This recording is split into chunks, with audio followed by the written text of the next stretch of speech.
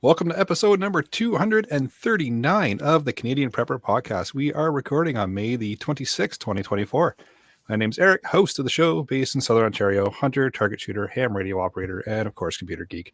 As a first responder, witnessed an over-reliance on emergency services during major events, started a small preparedness company to help people get better prepared for at least 72 hours, if not longer.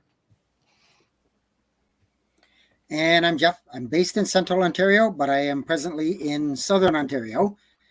Target shooter, ham radio operator, general overall handyman, and weather nerd. And I'm Brad. I'm in Eastern Ontario, part-time amateur prepper, constantly trying to better myself.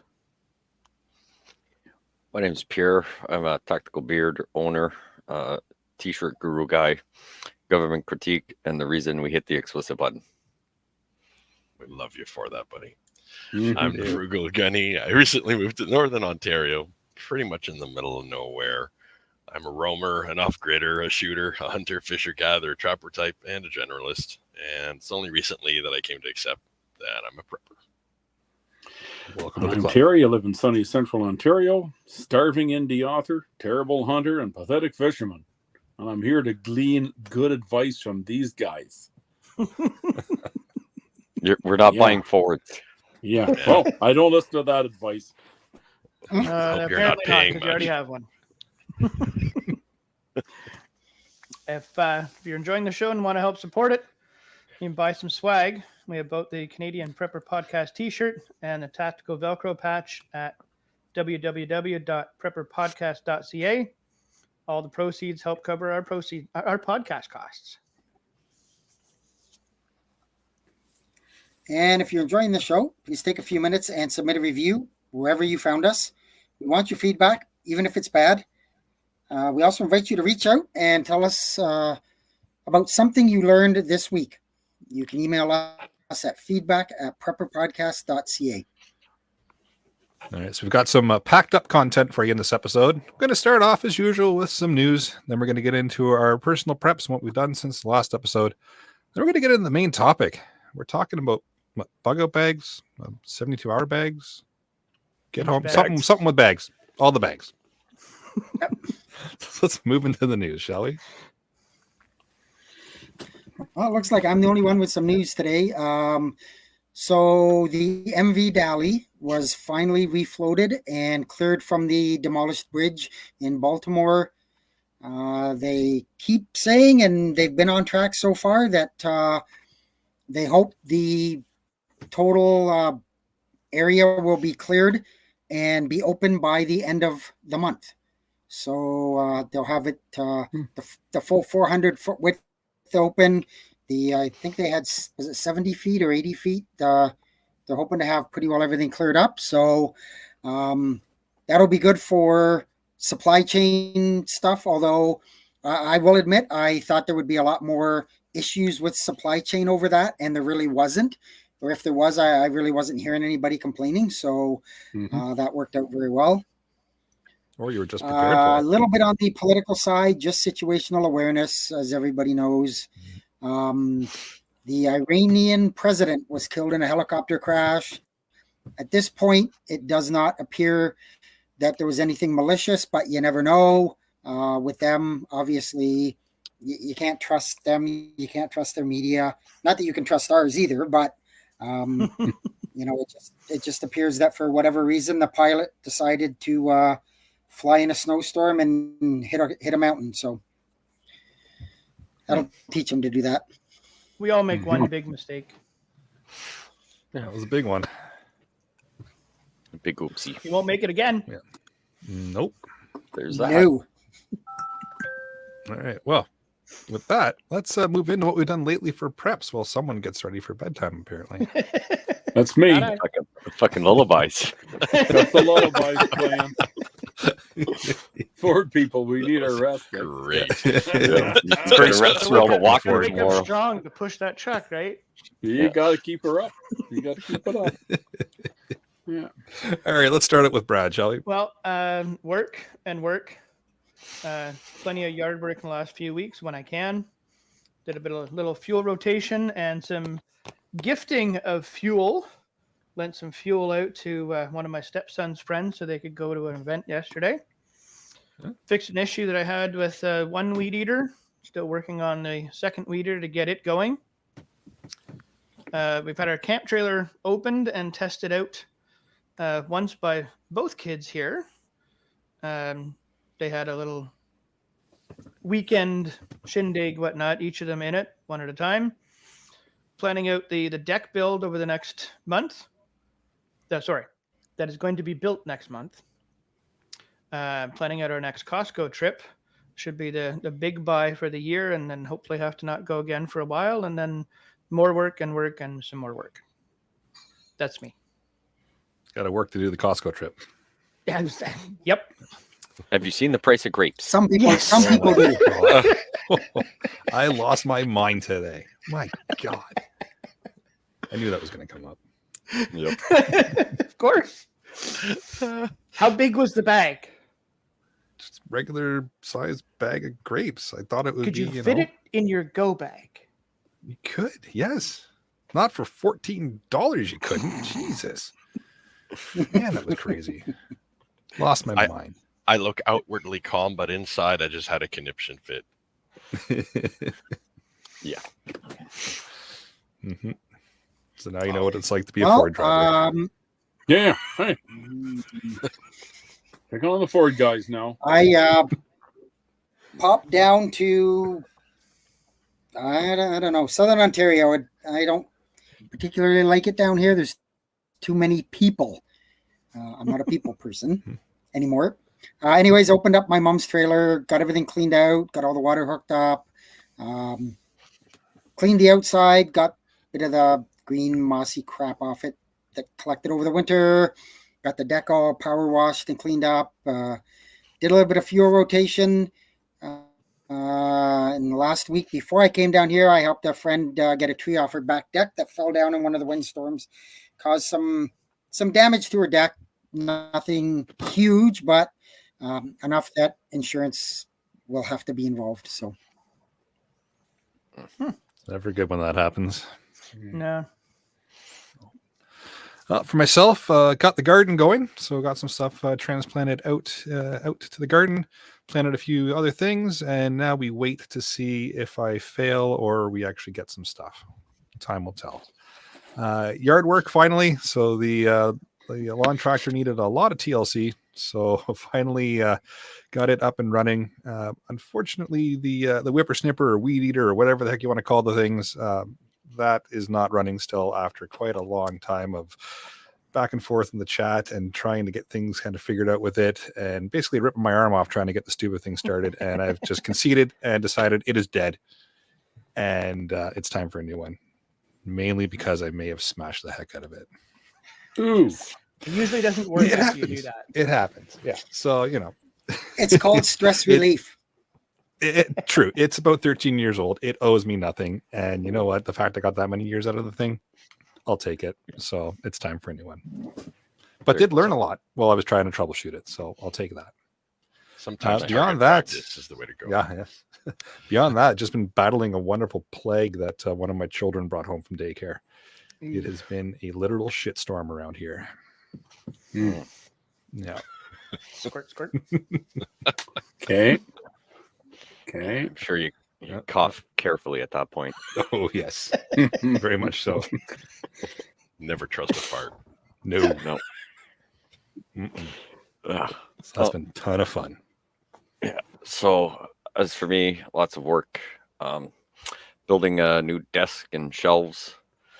Food rotation. We had some people over on the long weekend.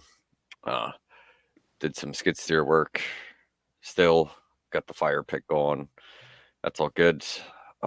Only fucked up 3 cuts while building the desk.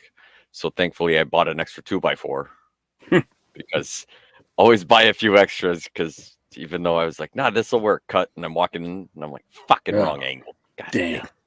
Yeah. So as Brad came over and I was like, I've got like a whole 2x4.5, and I'm like, yeah, those are all just messed up cuts. Like, only needed 3 of them, but made sure to buy an Firewood extra now. one. And, yep, pretty much keep them, but it It worked was out. a So, it was a small pile of scrap.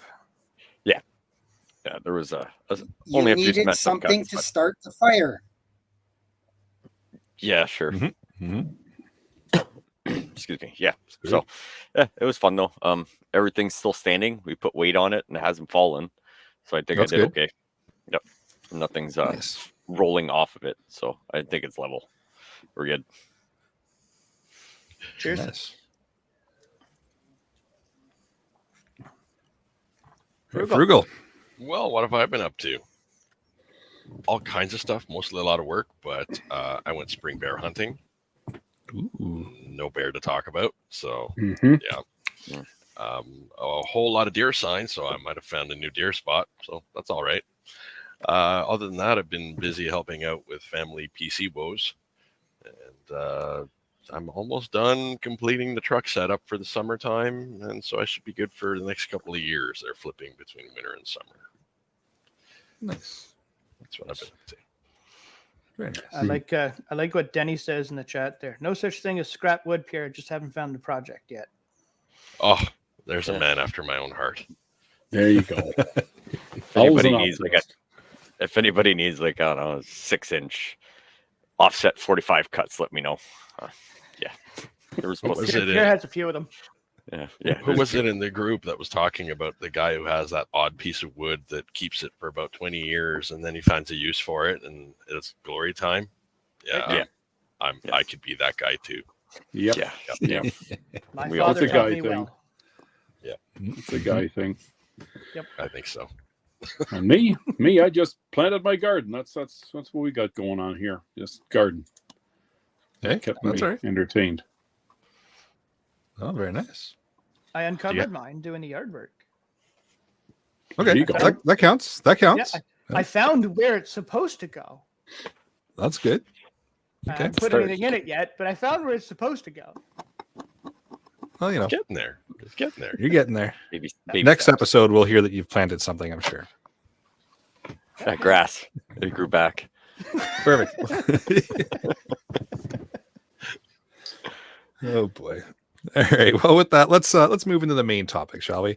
So this evening, the topic actually came from a discussion on the Discord where people were talking about the differences between 72-hour bags, bug out bags, get home bags, Inch bag. EDC bags, whatever.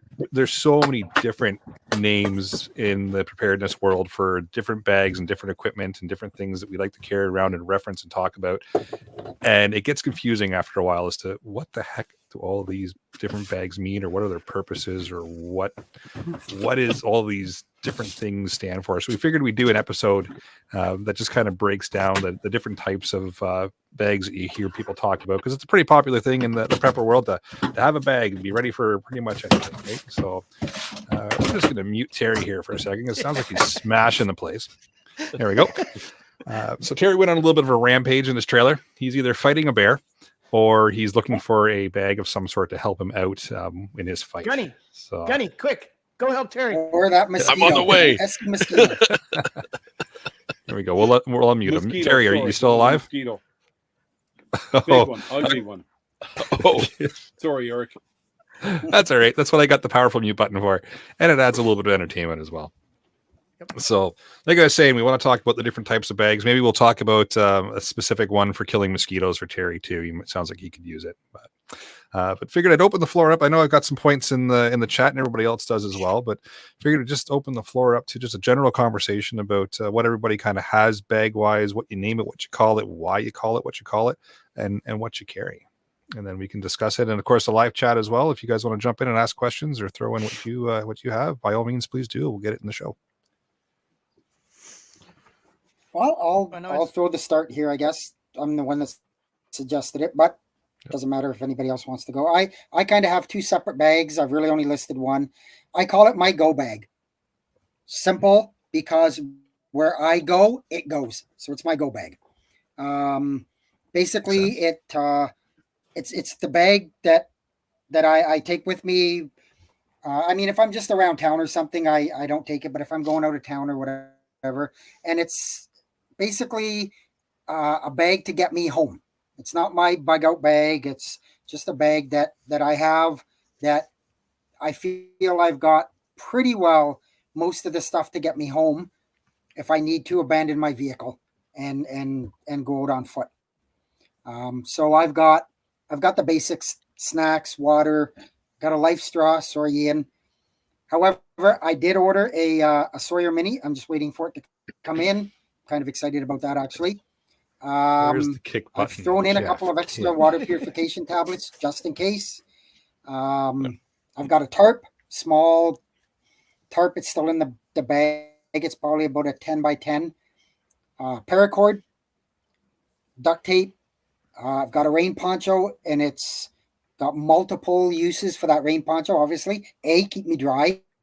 I can put it over top of the tarp if I set it up in a tent formation to keep that dry.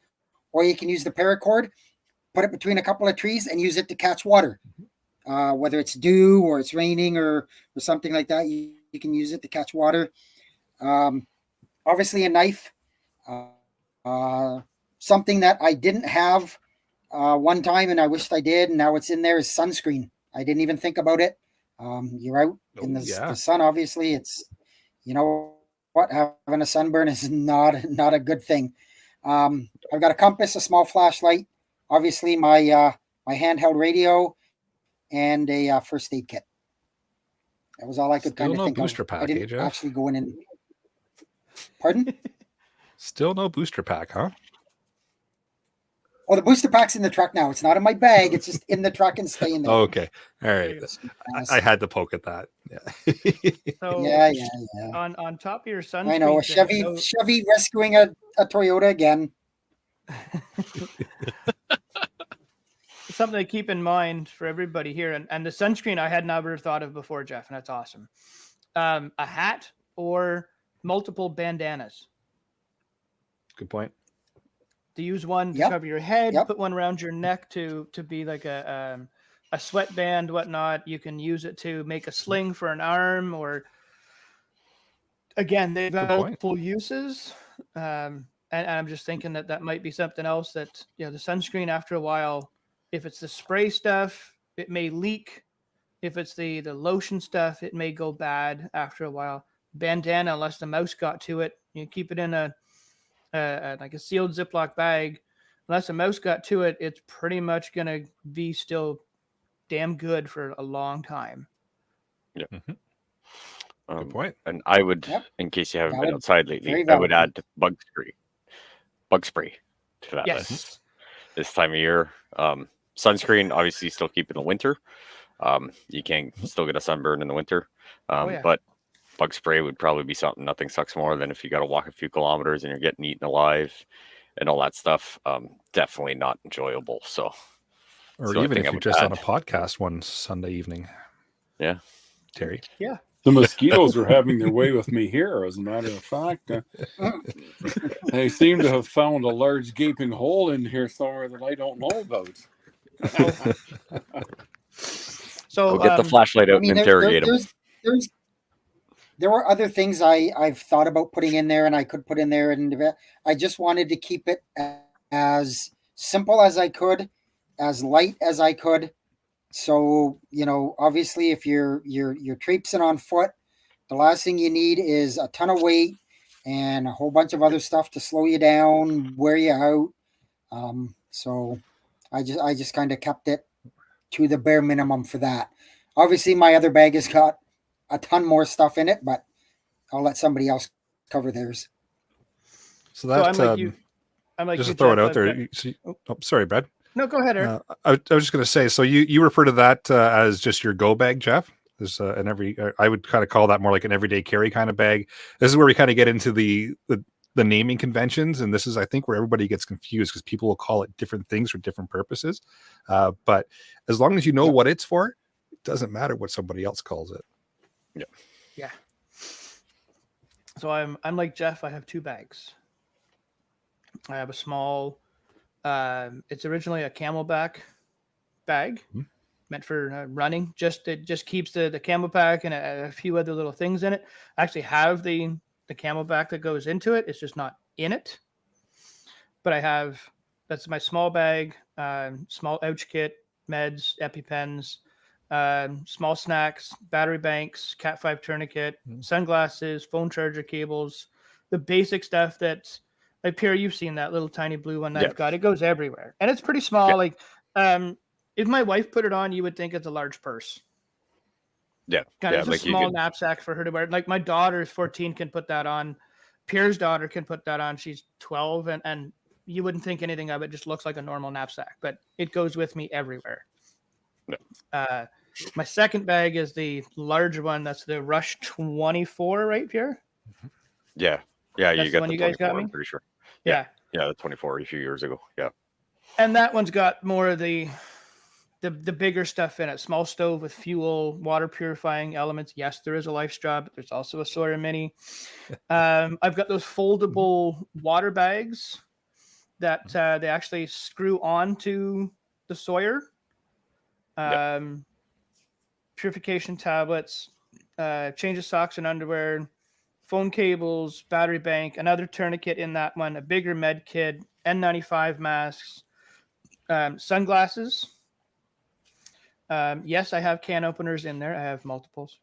Rope, knife, small saw, small hand tools, snacks, fire starters, multiple different ways for fire starting. And I actually, when thinking about all this tonight as to what's in it, I do have to actually go through it, change some stuff out, because I'm pretty sure some of those snacks are gone. And just to see if anything else is leaked out or broken, or make sure things still work, like the flashlights, make sure the batteries are still okay to use, and change them out if I need to. Checking your equipment. Who'd have thought? Yeah. The other thing, sorry, Jeff, you had mentioned a tarp. One thing I found that folds a Yes. little bit flatter than a tarp is a shower curtain. Interesting. Use that as instead of a Yeah, tarp. interesting. Some of them are actually pretty thick, and if you bought like even if go to the dollar store and buy 3 or 4 shower curtains, they take the space usually of about a 5x8 or an 8x8 tarp, but you can fit 3 in the same space. They already have ringlets in them. Pick up a package of shower curtain rings. Now you can actually hang it somewhere to use as a curtain, or like you said, Jeff, put the other end up and have it as a shelter or as a water catchment system, and you still have more of them to use. I do have a poncho and a couple of emergency blankets in it as well. Very nice. Let's hear That's it a for good the poncho.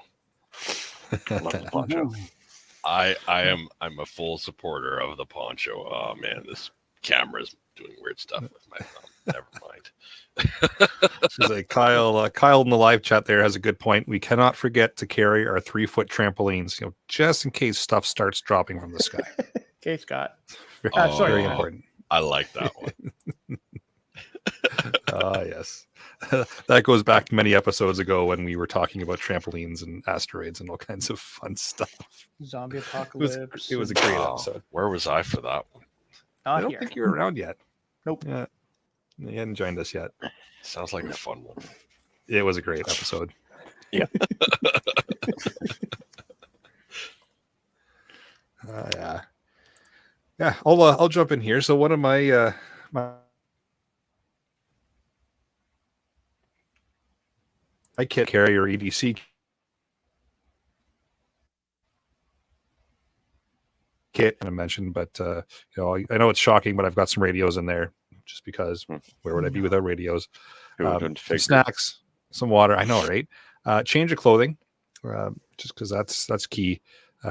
Booster pack is in there as well, and just a small little first aid kit. So everyone's kind of touched on the tourniquet. That's something that all my packs have in common. Tourniquet across all of them, and then just some band-aids, some gauze, some little things that you're going to come across.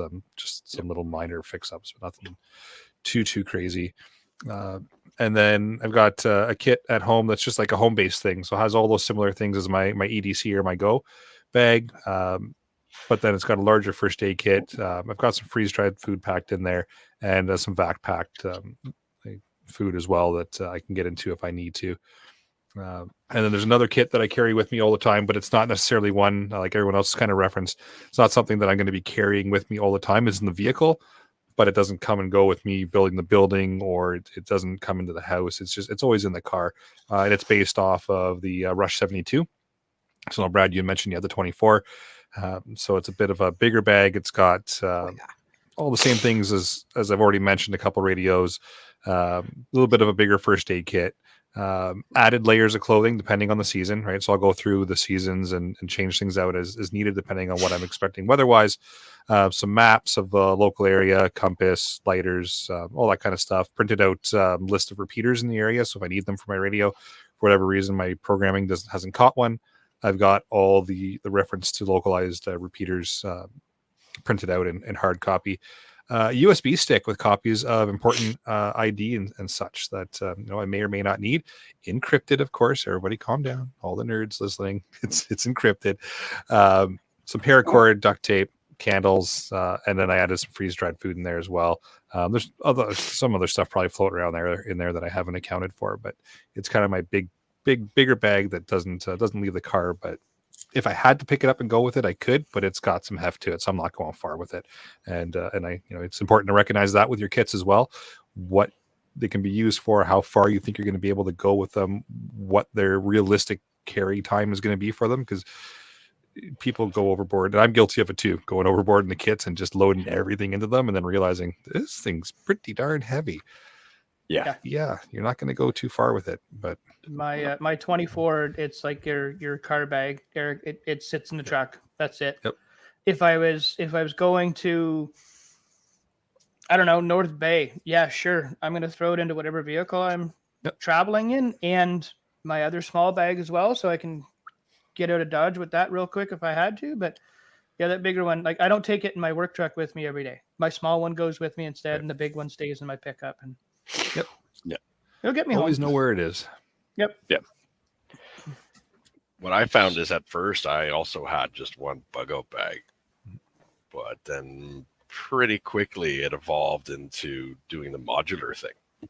And so there was a little bit of a bushcraft bag, there was first aid bags, and then pretty soon it was the vehicle that changed. So I went from having a little Ford SUV that was a piece of junk.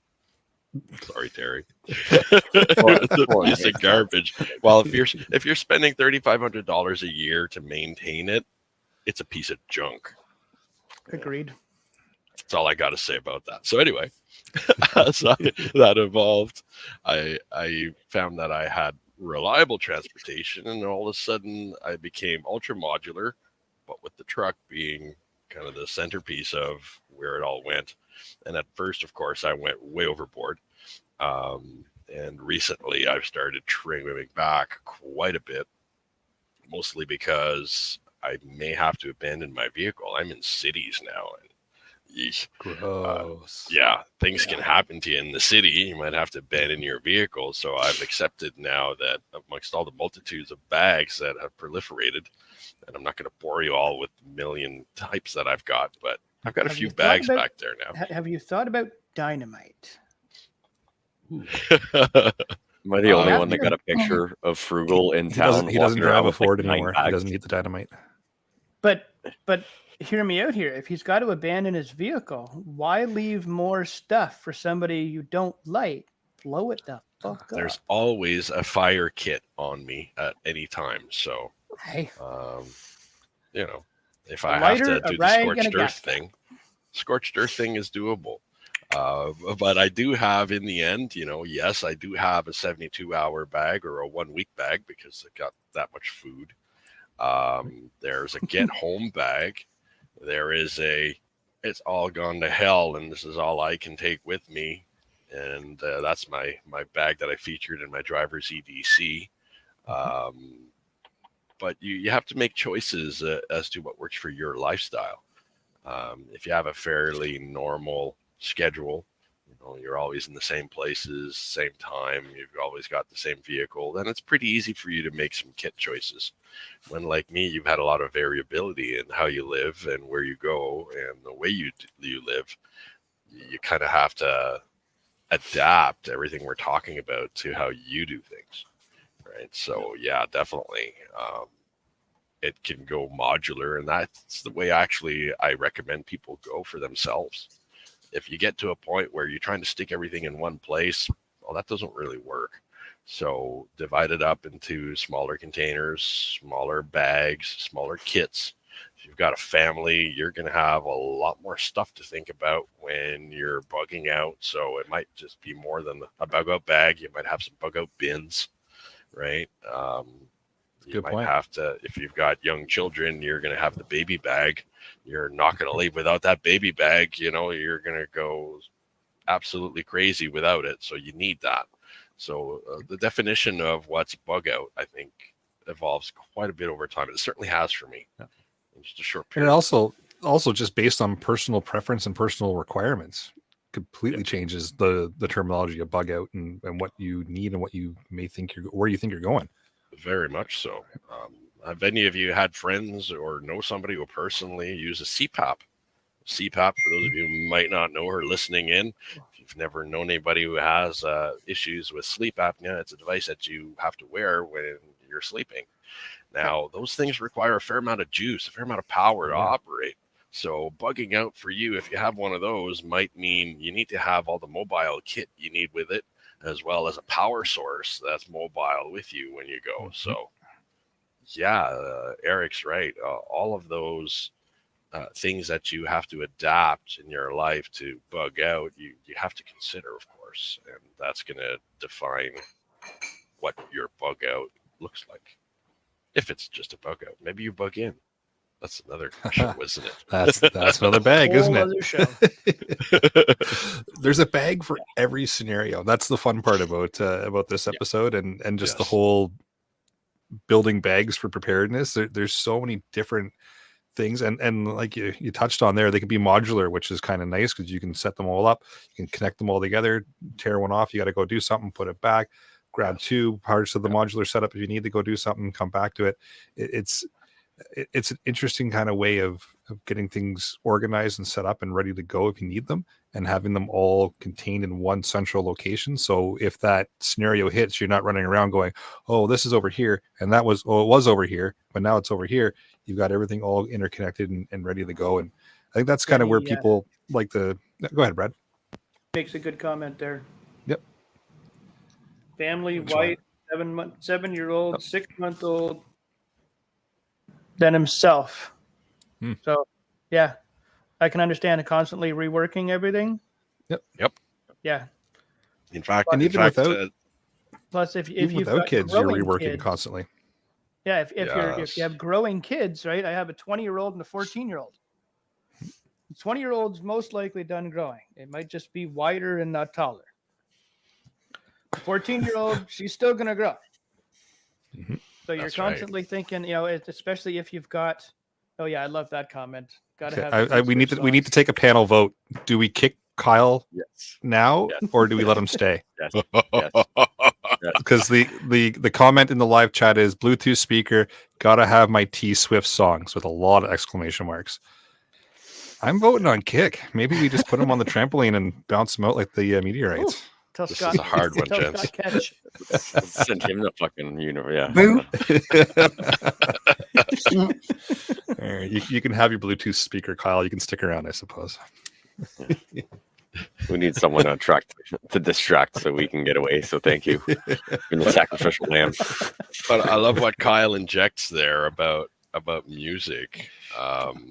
And one of the things that I feature in my bug out truck, I suppose is what it is now, is a bug bag, because I might be a bush guy. I might love being out there in nature.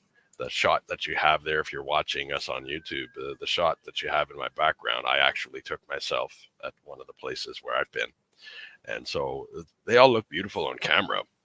But if you're out there and you have a certain metabolism or a certain taste to the bugs, you are being predated against hardcore.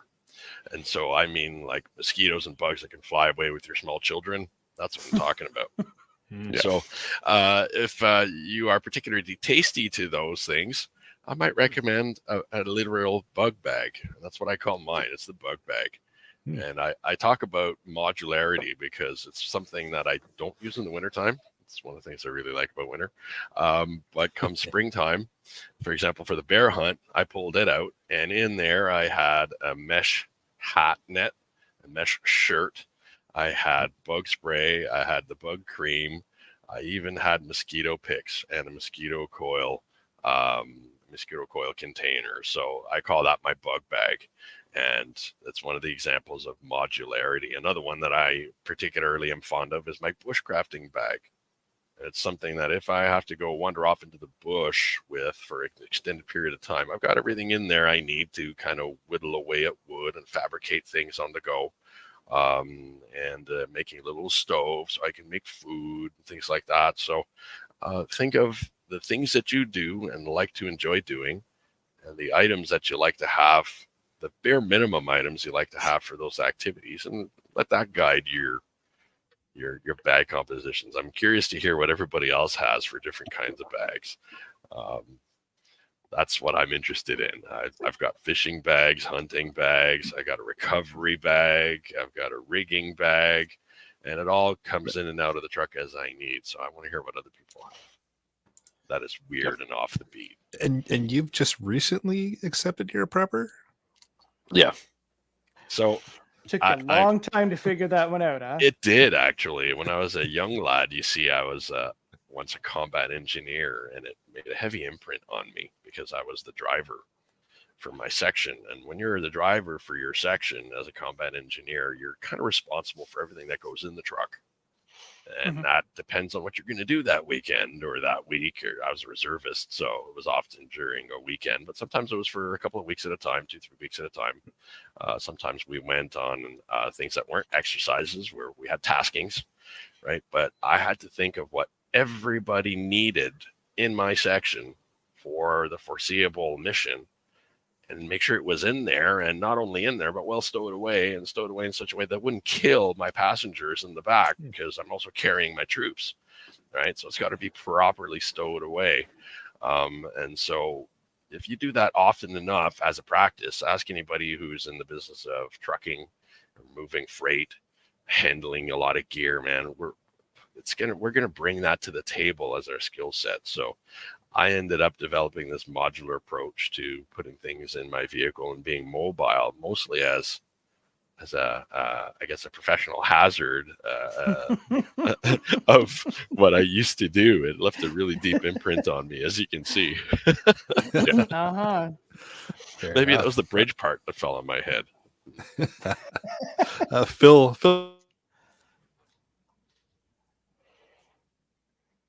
in the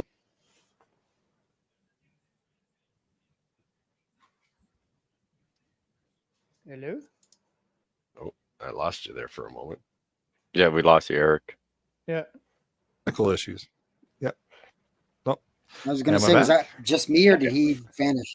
Yeah, no, it's not the first time it happened. I thought it was me. I'm like checking my wire, and then you came back. I was like, oh, it must have been me the first time. But no, I'm Yeah. back. Okay. Did you guys get the part about Phil's comment? No. No. Okay, Okay, so no, Phil's Rick- got a comment in the live chat here about don't forget about your pet's bug out bag. Yeah. Good point. Yeah, Yeah. there's a whole other set of bags for pets. yeah, my Food, dog, my water, two dogs shelter. will tow Terry's Ford down the road. Yes. Like, And, Right, and, like we and have let's massive admit too, dogs. guys. Here we're all guys on the panel right now. All right. So let's have the discussion of bug out bags, 72-hour bags, and get home bags with the ladies present. That's another one I want to consider, because what's a priority for a lot of fellas here on the Eyeliner. panel might completely change if you're talking to the ladies, right, guys? Am I not It's right true. on that? I mean, depends. In most scenarios, little thing to get Sometimes home. you need those two. Yeah, but Sorry, buddy. you never know. Never know. When the plague hits and you got to walk home, you never know. Well, if you don't boil your water long enough, you just might need those to get through Yeah. the day.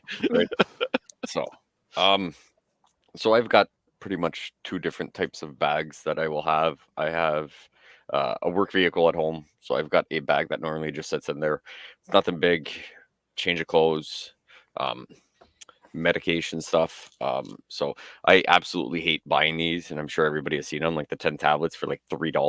Those little containers.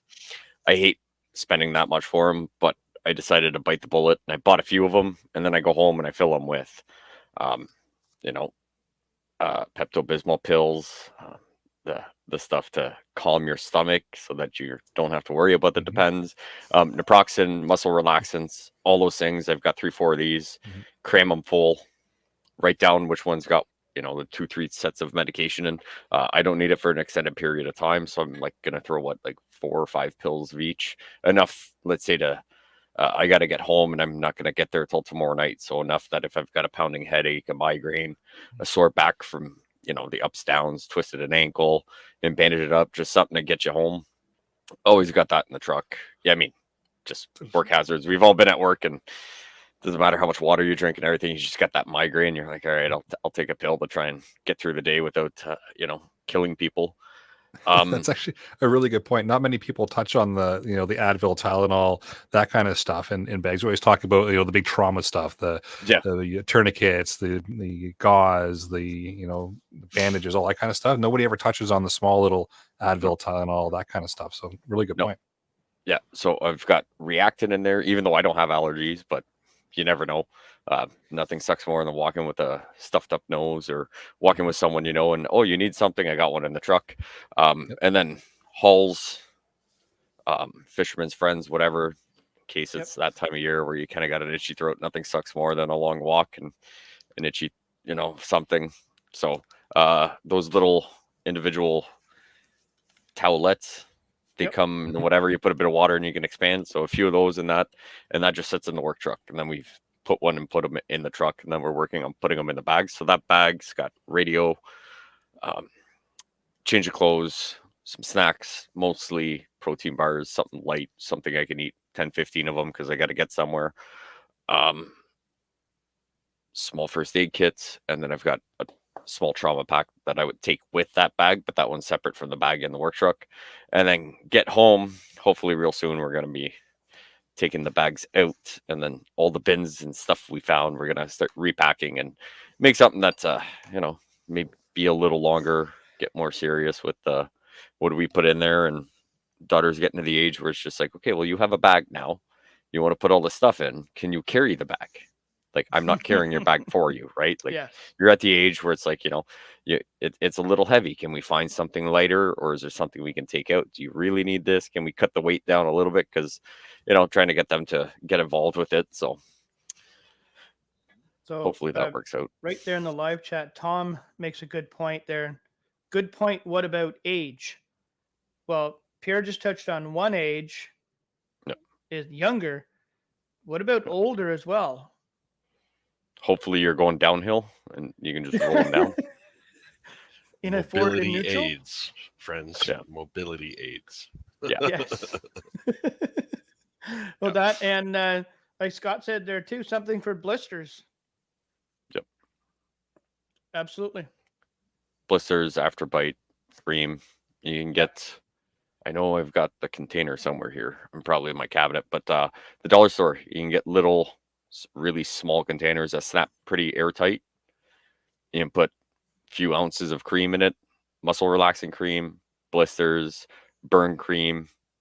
If you buy in bulk and you don't want to buy the little individual packs that cost a little bit more or whatever, but you can get those, put them in Ziplocs, have that in your thing. Another thing, especially with this time of year, one thing that other than bug spray, sunscreen, and all that, have you guys ever heard of the Tickless? Mm-hmm. It's a little apparatus that now you can pretty much clip on anywhere. Hold the power button, it stays on for 8 hours. It sends out this frequency apparently, and you don't get ticks. I've ripped ticks off my dogs. We got them these little things, put it on their dog collar, and they were running through our buddy's property up in Marmora, through the woods, middle of summer. We were there for 4 or 5 days, Brad? Yep. When we went up that time, and my dogs were in the bush, never had a tick on them. We avoided getting ticks on us because of it and everything. I'm like, it's like $60, I think. I just picked one up. The daughter went camping this weekend, so I was like, hey, here, hang this around your neck, make sure it's working. Every time you stop for meals, double check, make sure it's on and everything. She came back with no ticks. They were in the middle of the woods. I don't know how long they're supposed to last, like 3,000 hours. I don't know if you can swap the batteries out, but I mean, for $60, not to have to worry about ripping a tick off every time you go out in the woods, I find that $60 is well worth it for in the family, in my opinion. Yep, I'll be buying one Interesting. because I've now discovered that ticks like me too, not just mosquitoes. Ooh. Yeah, So, it's like, I mean, you can go the hippy dippy way like Mel does and douse yourself in essential oil sprays. Like me and her were hunting, literally sitting next to each other. I had 2 ticks. I had to get one cut out of my back, and she had nothing. Oof. So, but when you're hunting, you probably don't want to smell like lavender, lemongrass, and who knows what. exactly. But the tick list has made a huge difference for the dogs as well as us. It might be something you have to buy every year. It might only last 2-3 years. I don't know if they've made it where the batteries, you can swap the batteries out yet. Didn't look into it before she left, but There's it was a way, brand I'm new. So I'm sure. like, yeah, exactly. So yeah, definitely well worth the investment, in my opinion. It will, this time of year, you never know what you're going to have to traverse through. Yes. And how big is the device, Pierre? It's like that big. Oh wow, So it will Yeah. fit in a bag. yes, Oh, it will 100%. Like it's, fit in a the bag. small Bic lighters you can get, Yes. give or take, it's that size. Wow. Okay, I must have one. Nice. Yeah. Yeah. They are crazy cheap. Good. I plug. just bought one on Friday before she went, and I was like, because we couldn't find the ones that we have for the dog collars. And I'm like, she'll need it more than them. So I was like, you know what? It's not bad to get them. It was $59 tax in Where was at the that? store out here. Not bad. Fence Depot. Fence Depot. Cornwall. Yes. Yep. Okay. Cool. Go and get Yeah, one. they had a bunch of them. They've got orange ones, green ones, so hunter, non-hunter, whatever, a bunch of different colors, but well worth the investment. Good to Nice. know. Whole tab. And we can Oh, fit them in a 72-hour bag, an EDC bag, a Go bag, whatever kind of bag we want. That stupid pocket on jeans, it'll fit Yep. in that thing too. That counts as a bag. Oh, I Perfect. like it. Yeah, like that's how small it is. Water It would pocket, fit Zippo in that pocket. They Very say not to nice. have it under anything, have it like clip to the side of your pants, your bag. If you've got a modular bag on the back, just clip it on there. Apparently it works like, I think it's a 3 meter around you, keeps the ticks away. So far it's worked for us. I'm not going to say you'll never get a tick, but so far it's been fantastic for us. We haven't pulled a tick off our dogs or ourselves since we've had them. Good to know. Very nice. Let's cycle it back to 72-hour bags, Go bags, whatever kind of bag you want to name it. We've touched on a lot of interesting different names and different things that we carry in our bags. One thing to keep in mind if you're new to all of this and you're trying to figure out, where do I start? What do I start to build with? What do I start to add to just a whatever you want to name it bag? Just go with skill level at the very start. If you're a beginner at this, start it with some basic stuff. What do you need on a daily basis that you think you might run into? Bottle of water, some snacks, maybe a knife, and then go from there. can I Start add it with a something to very that? easy. Yeah, absolutely. Figure out too how far you travel every day. Good call. Yep. I travel 100. Well, I had traveled 75 kilometers just to get to my work truck, and then, wherever they're sending me. But a few weeks ago, I was up to Stansted, which is right on the border with Vermont. Greg, our other panelist there, every so often when he decides to show up, he can see that border crossing from his house. Yep. That was 3.5 hours away from where I am. It's 4.5 hours away from Ottawa. Yep. So just imagine Okay. if you are all the way up there, how are you getting home? So Uber. from how far you normally travel to work or Yep. whatever it is to get home. Like you said, Eric, your skill level also depends on that. Like, are you a 10-minute drive, so you only need one little bottle of water from the store, or are you an hour drive and Yep. you should take 5 bottles of water with you and great point. a handful of granola bars? Yeah. It doesn't have to be this big, overwhelming exercise of I need to go out and buy everything all at once and have this giant, huge bag.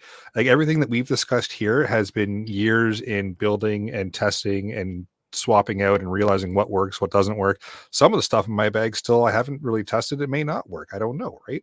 But it's just the whole, it's there. I think this will be good. Maybe not. But you don't have to run out and just get these giant bags. Just start it with something small. Start it with some basics, like Brad said. Figure out what your daily routine is, and then figure out some times where that's been disrupted and what would have been maybe nice to have in that disruption, and just put it in a bag, and then get in the habit of carrying that with you. And then slowly, as you get used to having that with you, it'll expand. Just let it go. It'll expand by itself. So I you'll add little definitely things as you agree. go. I definitely fall down agree a with rabbit Eric. hole. The rabbit holes are so easy to fall into, and a good example, friends, if it's really simple. If you're thinking, okay, I need a way to make fire, and you're thinking up of all kinds of solvents and substances you can burn, but you don't have a Bic lighter in the kit, something's missing, right? You got to rethink your approach. The Bic lighter first, then all the other goodies, right? Am I wrong? Nope. I don't know. 100%. Nope. Make it easy on yourself, and then learn the Yes. fun tricks after. Because the Yes. easy on yourself might not work, but chances are it will. So you have a backup for the easy solution. Yeah. 100%. Absolutely. Avoid the rabbit holes, unless you like the rabbit holes. If you enjoy the The rabbit holes holes, are fun. They're Rabbit fun. holes are fun. I mean, listen to us go. Right? Cover the basics first. That's the thing. It's so overwhelming. There's so many different opinions on what should go in a bag, and you'll get some people in the community that say this, and this absolutely has to be, no questions, period. That works for them. Great. Yep. Might not work for you, but some of it might work. So it's one of those, and I know people hate these answers, but it's one of those it depends kind of answers, right? It really Yes. depends on your scenario, your skill level, your knowledge level, your comfort level with the equipment you're going to be carrying, right? Because if you're carrying equipment that you're not comfortable with, you may as well not carry it. And just having the knowledge of what you're carrying with you and how to use it is important and kind of forgotten at times. A lot of people, like Frugal was saying, a lot of people just like to go down the rabbit hole, grab up everything they possibly can, throw it in a bag, and now they feel safe and prepared, right? Maybe it's not exactly going to work for your scenario. So it's a very customizable kind of thing. And I think that's why it's such a topic that's discussed and talked about and questioned all the time in the preparedness community, because it's such a very specific to you thing. And ultimately, at the end of the day, you can call it whatever you want. It's a backpack or a bag of some sort. Name it what you want. Just because there's the common names out there, name it something else if you want. Doesn't matter. Throw another one in the pile so we have another episode topic to talk about. Something Absolutely. to hold the things to make sure I survive. Yep. Yep. Any other types of bags or contents or anything that you guys want to add or talk about? I will just say one thing. Go ahead, Frugal. If anybody wants to get the long version of all of this, in terms of the stuff that I carry in my mobility, come and meet me at the annual preppers meet. I'm going to be talking about this very topic of how to be mobile and be ready for anything that comes your way for what you do. Oh yeah. I'm so looking forward to the annual preppers meet this year. Very much so for me. I look forward to it every year. Who am I kidding? But this year I think is going to be really good. Yeah, it's going to be cool.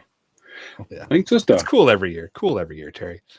something well, I don't think anybody mentioned yet is have yourself a little fishing kit in your bag if you can do it. Yes. I just got a small one, just in a little, like a pill bottle, and wrap it up with a little electrical tape on the outside in case you need some of that, and a couple of hooks and a few different things, some lures in there, and as some folks say, your easiest meal usually comes from the lake, which is it's an easy thing to take. And lip balm, the lip chapstick stuff. I used to find that my lips get dry when I'm out there like that a lot, tromping around. It's kind of nice to have some of that, so you don't have that issue to deal with, and it doesn't take up a lot of space either. I think the most important thing with your bag is whatever you put in it, make sure you can carry the bloody thing, because no sense having all this gear if you can't carry it. Yes. Great point. And much like Frugal, I keep extra stuff in my pickup too, like a Toyota toe strap, and sleeping bags and gloves and radios, axe saw. And then I got to mention my top secret tactical tracker. Yeah, this is something I can show you at the preppers meet. It's a walking stick. And I just got paracord wrapped around it, and then some snare wire wrapped around it, and it's got a threaded end on it, and I got this spear-headed knife that you can screw onto the end of it, so you can cut yourself a little spear if you need. because we're not allowed to have guns here in Canada, right? Not allowed to carry them with you. So yeah, you can use this. Keep the coyotes at bay.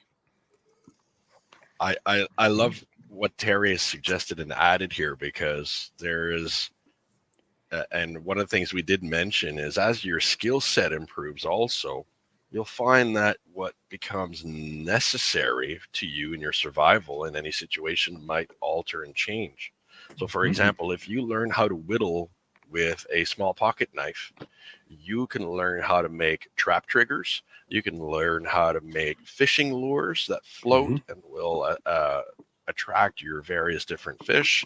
You can learn how to create all kinds of things that mean that what you need to carry with you gets greatly reduced. But I will emphasize that it does take practice and some trial and error to gain that level of comfort. So for example, Terry talked about a small fishing kit.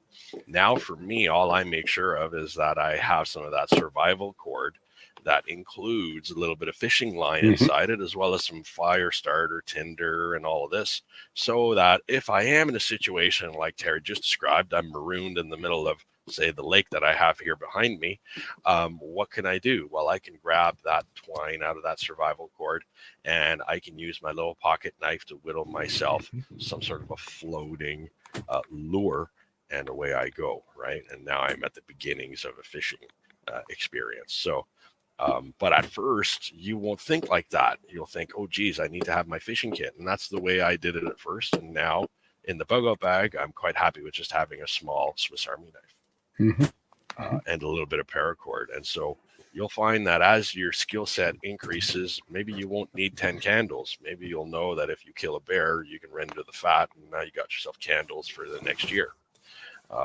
So on and so forth, right? Great point. Awesome. Anything else in the panel about 72-hour bags, go bags, bug out bags, get home bags, whatever bags? There's never enough bags. There's never enough bags. I think it all depends on like we've said already, what you need to get yourself home or out of trouble, or like we've had those snowstorms. You guys down southern Ontario have had those wicked snowstorms on the 400.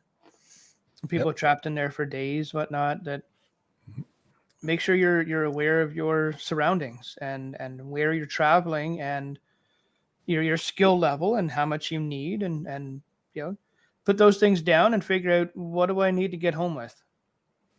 What am I comfortable carrying, and put it all into a knapsack and go for a walk. You bring up a good point there, Brad, too. Just even looking back on previous things that have happened, like those couple of days where people were trapped on the 400 because of the big snow squalls and stuff and collisions that were happening. Look back in previous history about what's happened, previous news articles, whatever that's happened along your regular route or whatever your regular routine is, and then go, well, if I was actually there, what would I have needed? And then put that into a bag that you either carry with you all the time or stays in your car, or comes and goes with you from home to your car to work, whatever you're comfortable with that way as far as transporting this bag around. But look at previous things that have happened and just put yourself in those shoes. And then that might give you some ideas of what you should maybe be carrying, because chances are it's happened before. It's going to happen again. Yeah, absolutely. That's one of the best pieces of advice. Yeah. I saw a quote: the best preparation in any emergency is knowing what to do. It's true. I don't know who said it. It's something like that anyways, but if you don't know what to do, you don't know what to prepare for, and you don't know what the history is in that area, and again, what is your skill level? How far do you want to go before you sit back and say, hey, I wait for the government to come get me? I'm surprised how many of those fucking people are around. More and more every day. Yeah. Well, with that, maybe we'll move into the podcast challenge. I think we've demystified a little bit, anyways, the whole 72-hour go bag, EDC, etc. So I'm sure we could make a whole other episode about it, though. But hopefully, we demystified a little bit for people. So A podcast challenge for this episode number 239 is assess the number of bags you have. If you don't have one, get one together and just start already. Mm-hmm. All right, No, we've Danny, got I won't be waiting a very long time in the chat. I won't be waiting a long time. I got enough stuff to get myself home. all right. We've got some upcoming events. Terry, annual preppers. Yeah. I stuck myself in the wrong place here. You did. So- I can move it. Oh, that's okay. There you So the annual preppers meet the gang of us that do this are having a little event this weekend at the site in Alliston, and it's called the if I can get this out here the Apocalyptic Apothecary, a little event on some herbal things, and there's some information. I don't know if Eric can share the link or not, but Sure. it's just a kind of a one-day night thing, just on the Saturday. And maybe some people are going to stay over Saturday night, but that's basically what it's all about. And maybe a campfire Saturday night just to shoot the breeze. And Shay's going to bring his wood-fired sauna for anybody that wanted to try it out. But there's info on the Facebook page, and there's some info. Hopefully Eric can get it up. And Yep, if link not, is you in can the find live it chat there. now. Okay, and then of course the annual preppers meet just a few weeks away. And we're constantly updating our presenters list and adding new events on there, so just keep up with that. And if you're new to the show and you don't know anything about it, go to the website, which Eric probably has on there too, and find out about us and come and pay us a visit. July 11th to the 14th in beautiful Alliston, just outside of Alliston, Ontario. It's not actually in Alliston. And just a heads up for those of you listening that heard us talking about it being in Western Ontario, the event location has changed, so it is just outside of Alliston now. So Yes. maybe that makes it easier for some to get to. If not, either way, it's not in Western Ontario anymore. No, Not well, if I thanks can for you. if I can find it in my notes here, which I can't, of course. I do have anyway, all the information's on the Facebook page of the website. You can go there and find it all out. The address, which is just outside of Alliston. I'll throw it in the live chat as well. All right, super. Hey, that's that. Oh, I found it. It's the Slovenian Hunt Club, 6436 Concession Road 4, Everett, Ontario, which is just a little north of Alliston. Easy to find, and it's really great site. Really great site. So it's going to be good. Looking forward to it. Yes. Should be All right, good. Jeff, you got a weather blurb for us. Yeah, I do. If I seem like I've kind of been tuned out the last little bit, I have. I'm actually actively watching a very serious tornado outbreak going on right now in Kentucky, in the area of Nortonville, Arlington, Madisonville. There's a tornado emergency going on. A very large, destructive tornado is going through there right now. If you're anywhere in Kentucky or near that area and you're not in a sheltered place, you need to be right now. This is a pretty bad situation going on right now.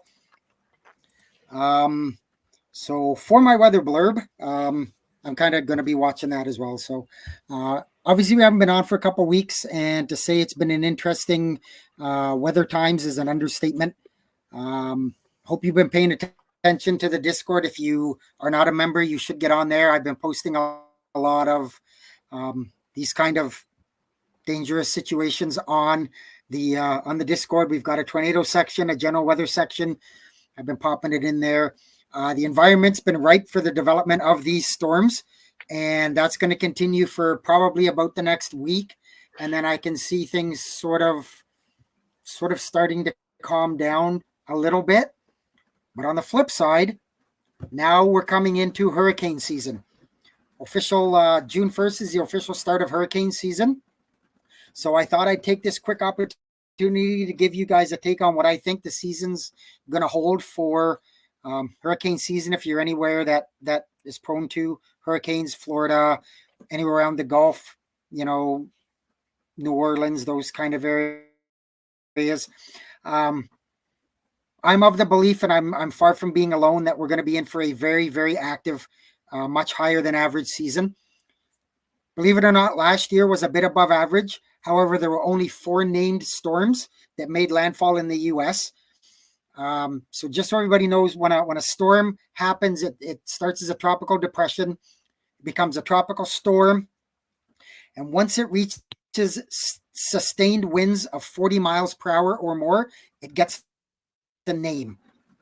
And then it's a named storm, and as it moves up through the levels of the hurricane, Cat 1s, Cat 2s, whatever. So this year, like I said, I think things are going to be really different. There's a lot of evidence pointing towards a strong blocking high. So it's going to be a high pressure system that's going to establish itself in the Atlantic around the Bermuda and Azores area. We're a bit early on it. The exact positioning, the strength of the high will determine a lot, but the preliminary projections are it's going to be strong. So what does that mean? It means that any hurricanes that form in the Caribbean and head towards the U.S., instead of maybe making a right turn and going up the Atlantic, they're going to have to keep going towards the U.S., and they're going to have to go around that high. So it's going to pull those storms much closer to the east coast of the U.S. So the Florida, Georgia, the Carolinas, and that's going to be enhanced by the fact that we're changing from an El Nino to a La Nina. And a La Nina is a cooler water in the Pacific. Because that water is cooler, you don't get a lot of storms on the Pacific side now. When the water was warm on the Pacific side, you got storms. They followed the prevailing westerly winds, and they would bump into or crash into hurricanes or any weather that was coming from the Caribbean heading towards the U.S., and it would either knock the storm down, change its direction. That's really not going to happen now. The trade winds are going to push those storms more to the U.S. As I've mentioned before, ocean temperatures in the Atlantic are very warm. And like I've said, warm waters and a hurricane, it's like throwing gasoline on a fire. The ocean temperatures, like I say, in what they call the Atlantic Main Development Region, it's an area around the Lesser Antilles in Africa. It's already at peak summer temperatures. And we're not even the 1st of June yet, and they're already into temperatures that they usually get in late June, early July. These temperatures are higher than and earlier than the blockbuster years of 2005. Anybody remembers 2005? That was Katrina, Wilma, a whole bunch of damage. 2020, we had Laura and Ida. Again, same type setup. So, a lot of storm people, meteorologists, they're really starting to come into agreement that this is going to be a big busy year. So my prediction, on average, there's about 20 named storms a year. I think we're going to be pushing 23 to 24. The average number of storms that actually become hurricanes is 7. I'm gonna go out on a limb here, and I'm gonna say we're gonna be pretty close to a dozen, 11 to 12 hurricanes this year, and major hurricanes, so a Cat 3 above. Again, there's normally 3 of them. I think we're gonna have 5, 6, maybe even 7. Like I said, with all of those things going on, the blocking high, the warm ocean temperatures in the Caribbean, the La Nina, and all that, I think we're going to be in for a very active hurricane season. So I'm putting the warning out now. I'm not trying to scare anybody or fear monger them. But if you get a hurricane warning, the good thing about hurricanes as opposed to tornadoes is, days in advance when they're coming. So if you're in the path of one, I'm going to suggest that this year isn't the year that you want to try and ride one out. I would be packing my car, getting your go bag, your get out of town bag. We never use the one acronym. I like the INCH bag, which is I'm not coming home. Never. So, get your stuff and get out of Dodge. Don't play stupid. might be a good time to invest in a small trailer, pack everything in it, and get out of Dodge. And a weatherproof Yep. bag. Yep. Don't wait around. Well, that too. Mhm. Yeah. Awesome. Well, thanks, Jeff, for the weather update. Appreciate it. Into email iTunes reviews. So we did get some iTunes reviews here. I am cognizant of the time here as well. So I'll read the headings here and who wrote them in, because we've got 3, which is nice to see, because we don't get a lot of written reviews. So all 5 stars as well. So that's good. We had one from Night Shift for Life that says a great show. Another one from Mike 200,002 says relevant information and sensible practicality. So appreciate that.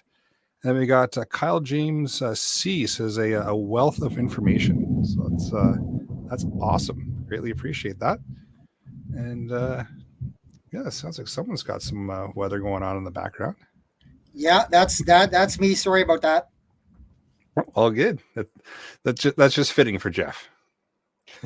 Yeah.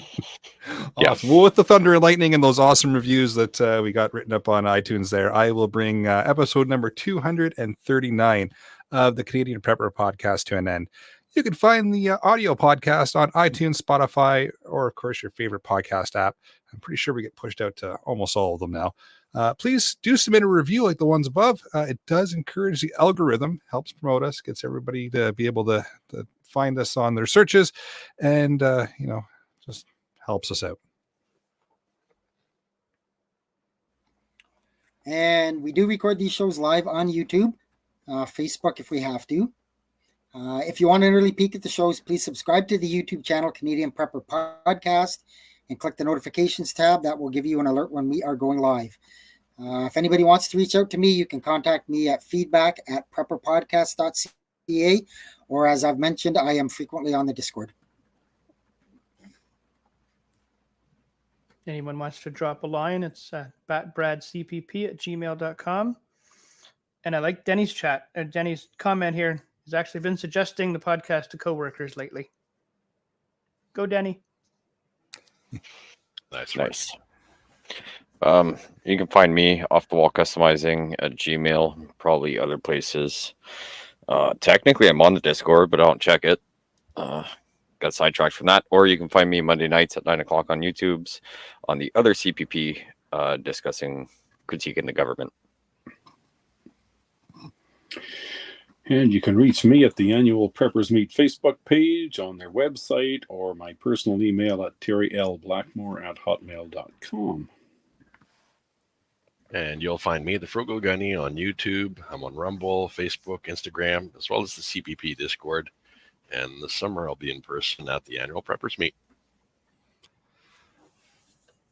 Awesome. Well, you can check out Rapid Survival at rapidsurvival.com. You get me there on the live chat. You can also email me at feedback@prepperpodcast.ca. Shocking. I'll be at the Annual Preppers Meet in person too if you want to chat there. Thanks for joining us. Until next time, be prepared. Stay safe. Jeff. And keep learning, and hopefully I will be at the Preppers Meet as well. I'd like to meet everybody. Nicely. Awesome.